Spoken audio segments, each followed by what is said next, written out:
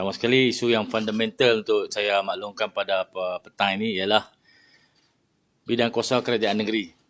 Selepas kita menubuhkan Malaysia, lepas ada semua perjanjian penubuhan Malaysia ni yang dipersetujui, bidang kuasa negeri ni ada 3 saja. Berkaitan dengan tanah, agama, sumber air.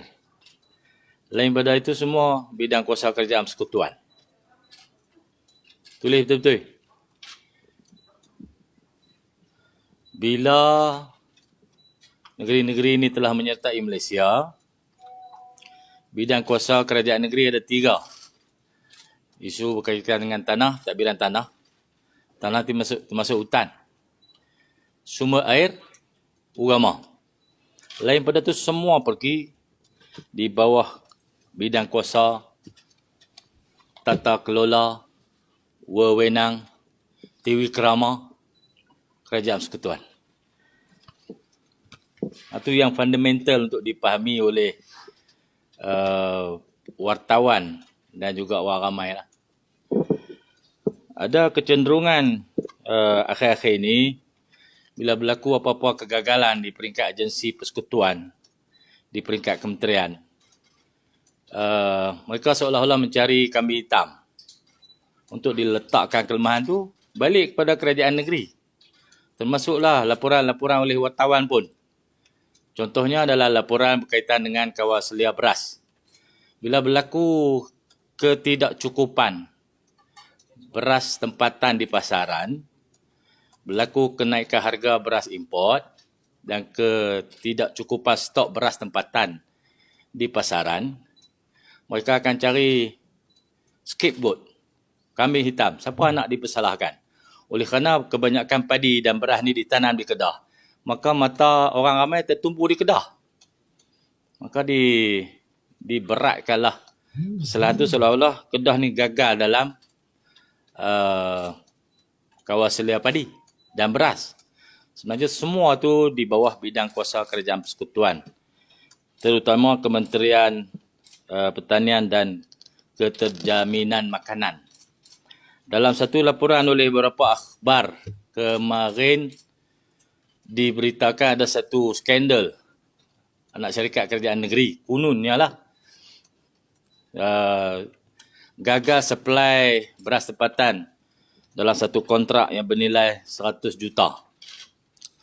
Kononnya laporan tu keluar daripada SPRM dan dilontarkan ke tengah-tengah masyarakat tanpa penjelasan yang sewajarnya. Laporan tergantung, seolah-olah peristiwa itu berlaku kemarin. Padahal ia telah berlaku 2016. Tahun 2016 tu saya duduk pikul beras semua lah. Tapi di kamp pelarian tu. Saya pada masa tu buat humanitarian mission di kawasan-kawasan bencana. Memang saya duduk pikul beras masa tu.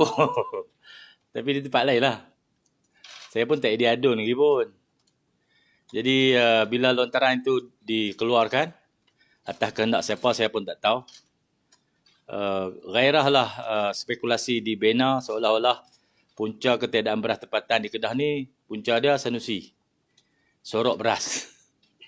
Kan? Itu spekulasi yang cuba dibina oleh netizen ataupun cyber trooper.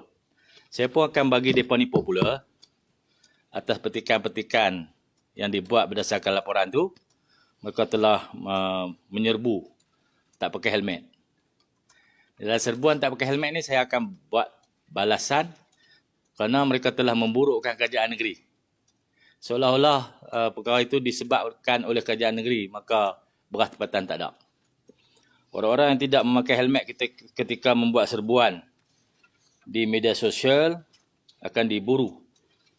Saya beri masa 24 jam untuk menarik balik posting-posting mereka yang memberi gambaran bahawa skandal beras tempatan ini ada kaitan dengan kerajaan negeri Kedah, anak syarikat kerajaan negeri Kedah, ataupun pemimpin-pemimpin kerajaan negeri Kedah.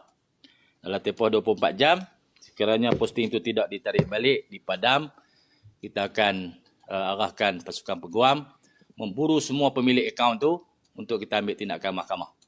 Termasuk kepada akhbar-akhbar yang membuat laporan tergantung, memberi gambaran yang salah kepada orang ramai. termasuk pada wartawan-wartawan yang menulis berita itu, termasuk kepada syarikat akhbar yang menerbitkan berita itu, kepada orang yang memanjang-manjangkan berita yang tidak benar itu,